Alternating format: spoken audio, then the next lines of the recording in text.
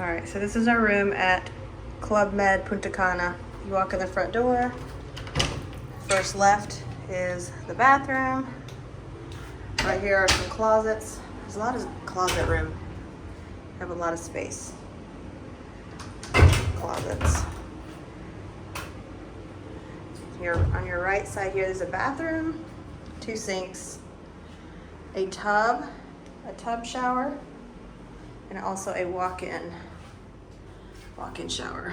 There you go.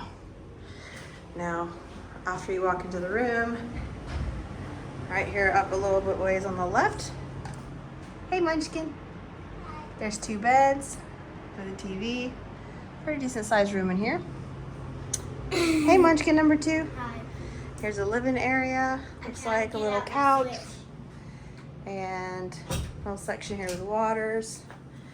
And more closet space. We already shoved all our bags in here. So there's a lot of room in there. And also another closet here. And then right off the living room is the bedroom. Nice size room with a TV. And then you come out here. There's the view of the ocean that we got. And then if you come, well, here's the back. Got a nice porch, which someone over here is enjoying already. There's the view. And that's the tour of the family suite.